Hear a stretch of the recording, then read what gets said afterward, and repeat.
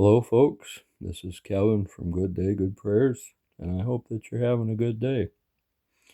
Today, we're going to be talking about the banks and the control of the silver market, and we're going to take a look at some of the benefits of silver being in the 70s and some of the benefits that are going to take place as far as the banks themselves are concerned. Now, you would think that when I say something like that, I'm talking about the benefits for the banks, but I'm not. The banks have never been our friends, and they never will be our friends. The banks are set up by a group of people that want to control everything. One great example was what Nelson Rockefeller said back in the early 1990s, that he doesn't care who makes the laws as long as he controls the monetary system.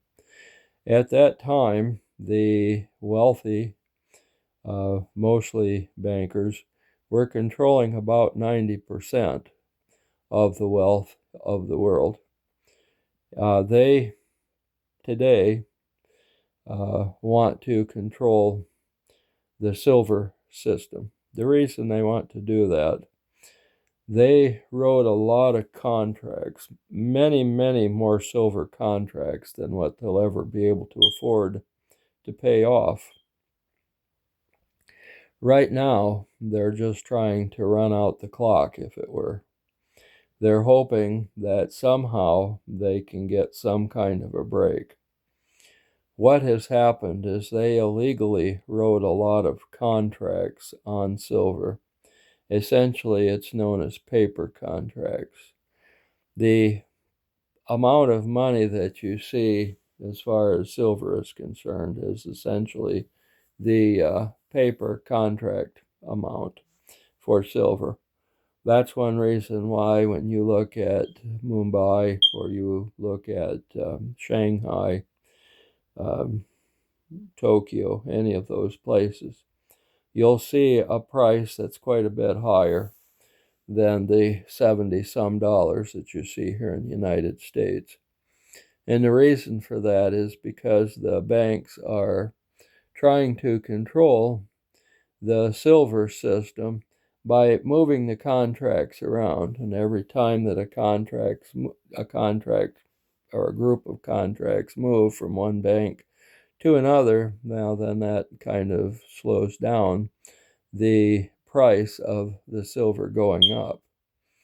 When they got back from their vacations at Christmas time, silver was up around $110 to $120 an ounce, and so they had to bring it back down. So they used the contracts to do it. And as long as they have the contracts, they're going to be able to control the system. Well, that's a benefit for you and I because we can still buy silver at around $80, $85, maybe $90 an ounce. And that's a good price. Now, there are going to be those that are going to tell you, well, that's too much to pay for an ounce of silver. Well, in their way of thinking today, maybe it is. But talk to me in November and see what you think. What's happening is that the banks are having to pay off those contracts. About every 2 weeks or so, there's a new group of contracts that have to be paid off. And that's going to continue to happen for quite a while. The problem is they wanted to be able to pay off those contracts at around $30 an ounce or less. Unfortunately, they're having to pay those contracts back at 70-some dollars, even $80 an ounce. And that is kind of kicking their butt.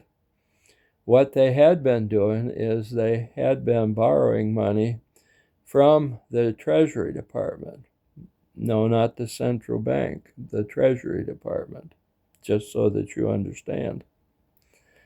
Well, what's going on? Well, the Treasury Department is starting to look at some of these banks when they come in and say, well, we need X number of billions of dollars. what are they looking at? They're looking at the bottom line.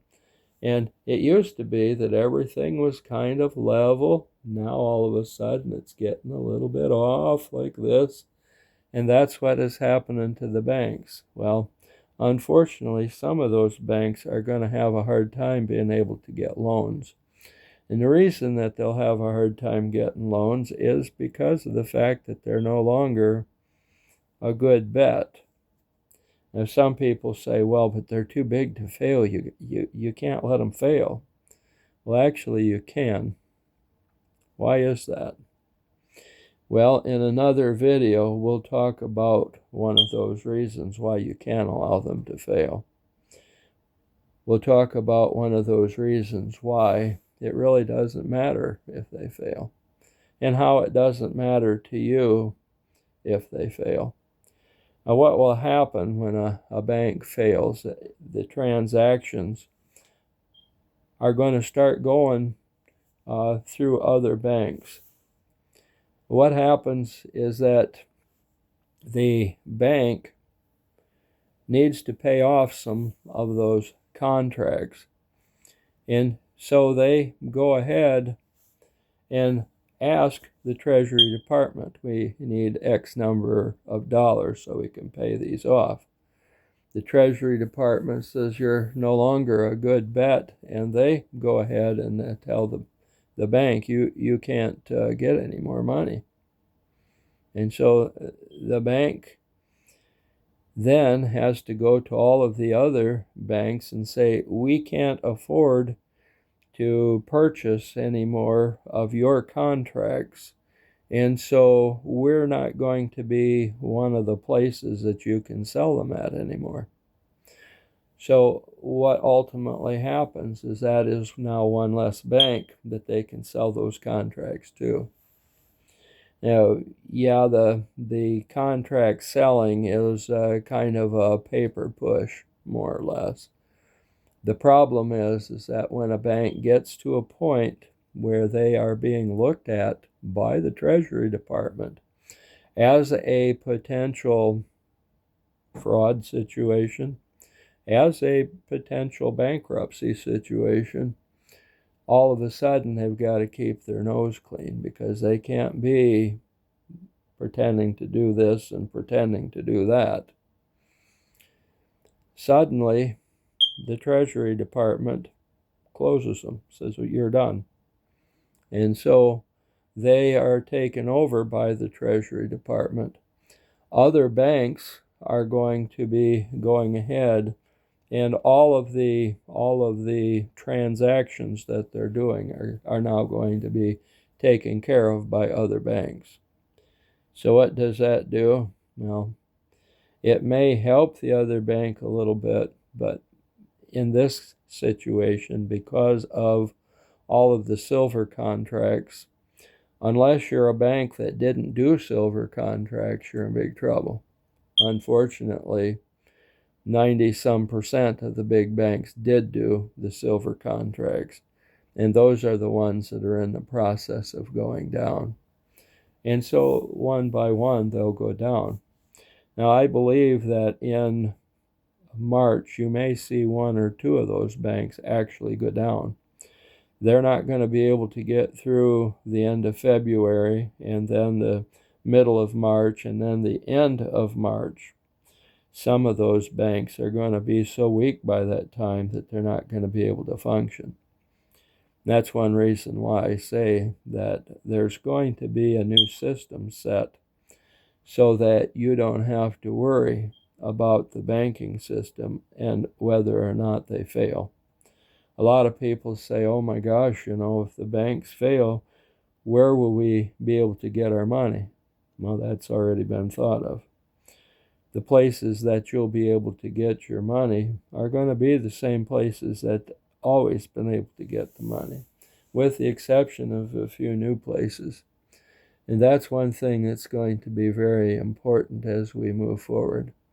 And in the next video, I'm going to talk a little bit about that.